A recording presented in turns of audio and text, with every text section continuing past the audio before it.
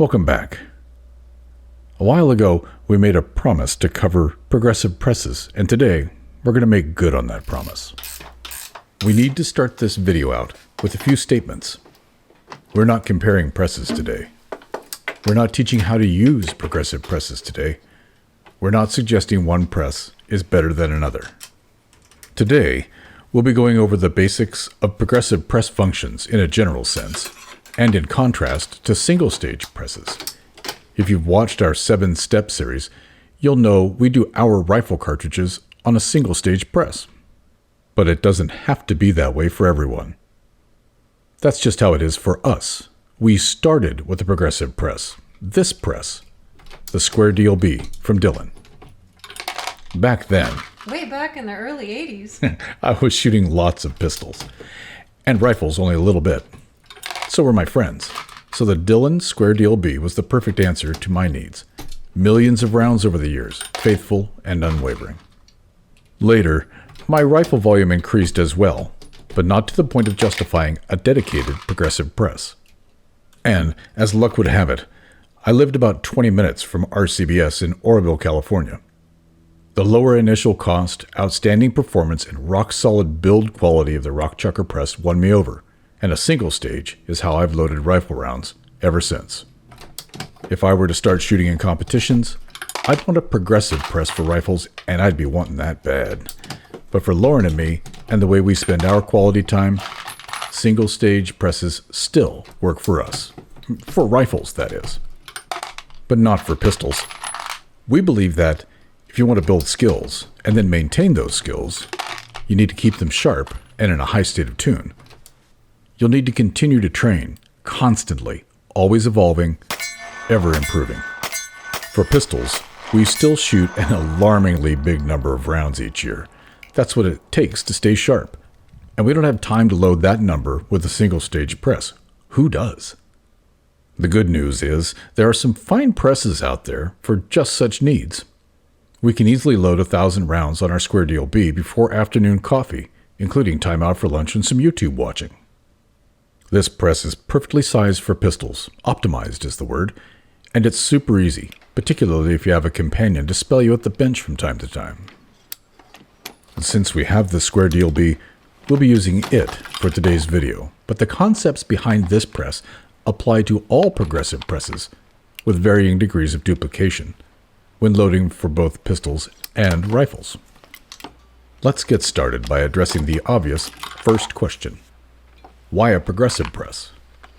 The answer is twofold: efficiency and flexibility. Efficiency, because each pull of the handle is doing 2 or more tasks simultaneously. And flexibility, because you can apply that efficiency to both rifle and pistol cartridges. But nothing comes for free. There are downsides to be considered. Your attention budget is one, and expected quality level is another. There's so much happening with each pull of the progressive press's handle that it can be taxing to keep your brain on the game and not miss a play now and then. You can make 4 or more mistakes at one time on a progressive press and only one at a time on a single stage. And as for quality, today's progressive presses offer a very high degree of precision. With careful operation, match grade and hunting ammo can be made easily enough. But for true precision, most high-end shooters opt for a quality single-stage press. Competitors, however, spend their time shooting rather than reloading, and progressive presses are nearly a necessity. The good news is that it's absolutely possible to compete using progressive press-loaded ammunition. And that attention budget we just spoke of, yeah, that's a bigger thing than most will admit. Seems most folks have an expectation of doing a huge pile of ammo really fast. And we're going to tell you right here and now, that is a bad attitude to have. That's how squib loads get made. That's how double charges get loaded. That's how people go to the hospital or injure others. It's not about going faster, as some might have you think. It's more about smooth. You've heard us say it before, and it applies here, too. Slow is smooth. Smooth is fast. Build strong habits for success with progressive presses, and you'll be well served throughout your entire reloading career. Think through your process. Plan your day's loadings. count your brass, and stage your components. While loading, don't just pull the handle. Be one with the machine. Feel the cadence and learn the sounds.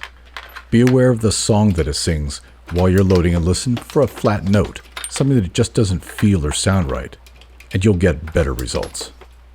Remember to operate the handle in complete cycles. Don't short stroke it unless you're clearing an error. The high round production comes from the machine's ability to do multiple functions simultaneously. You're making a lot of rounds in a short period of time, but don't rush. Let the machine work for you and don't fight it. You'll run out of components soon enough. In the case of the Square Deal B, one complete cycle is a full stroke of the arm down, then back up, ending by gently pushing the arm forward to seat the primer. Just look at this press. Vintage. They don't make them like that anymore. Well, except that they do. Dillon has made only slight improvements over the decades that this press has been available. It really is that good. And the company, too. This press, but not all progressive presses, automatically indexes the shell holder with each cycle of the arm. Moving the cases automatically from station to station is one way to create efficiency. Number 1 station is resizing and decapping. Punch out the dead primer and scrunch the case down. We don't need to lubricate because these are carbide dies, and we don't have the shoulders to set back. Most straight-wall pistol cartridges can be reloaded without lube if using carbide dies. Number 2 station is triple function, priming, and then belling and charging. Press forward on the handle to prime. Pulling the handle down pushes the case over the belling die and dispenses a charge of powder before being rotated to station number 3. Most pistol cases require a slight bell to be formed on the case mouth, which helps with seating of the bullets, particularly unjacketed bullets. No shaved bits of lead in that way. Also, jacketed rounds stick in the proper orientation so your fingers can get out of the way of the ram. Station number 3 in this press is dedicated to seating. As the case arrives here, check the powder level for sanity's sake. Get used to seeing that level of powder. It's a gross reality check. Next stroke seats the bullet, then rotates out to number 4. And lastly, number 4 station is crimping. That bell gets turned into a crimp here, locking the bullet to the case for reliable feed and function in your firearm of choice. Now the shell holder's full, so when you cycle the handle again, all 4 stations' functions occur and a loaded round is ejected from the machine. You're off and running. See how easy that is? Great. So what about rifle rounds on progressive presses? We're glad you asked. The steps for rifle rounds are, with very few exceptions, the same on both single-stage and progressive presses, which means that with progressive presses, you'll have the option to decap and size on the press, then pull the brass out of the press for cleaning and trimming, then go back into the press for cartridge assembly. Many choose the other option. You can leave the lubricant on and just don't worry about it. We found that leaves a gooey coating on the rounds and they don't store well. Sometimes it affected feed and function. Either option is good. It's not a big deal. Just be advised that's the situation. And it's one reason we suggested in our 7-step series that you consider doing brass prep and loading in 2 different events. Do all of your brass prep, then once you've amassed a pile worthy of loading, assemble to your heart's content. If you choose to do brass prep and then loading, you're still being more efficient because each cycle of the handle will, at minimum, perform 3 steps at once. Single stage, now progressives. Any other type we should know about? Yes, there's just one more. Turret presses. Turret presses are really just glorified single-stage presses. Presses with a merry-go-round on top. They come with 4, 7, 8, 9-station turrets which can be swapped out such that your adjustments remain on the tool head, simplifying the conversion process. And the only real advantage we see is that you don't have to swap out your dies, but rather replace all of the dies by changing your tool head. They allow the user to create a customized flow of their process all in one tool head, so you can do a big run or a short run with equal ease. Personally, we think they have all the limitations of a single-stage press along with none of the advantages of the progressives, but that's just us. Regardless of which press system you go with, there are a few tasty bits that bear going over before you start yanking on the handle. You know, safety disclaimers and best practices. 1. Primers in a drop tube can dust during the jostling of use, so periodically those drop tubes should be cleaned out. Just use a bore mop in the right diameter to swab out the tube and you'll be avoiding the potential for a nasty surprise. We've never seen it happen, but we've heard stories. 2.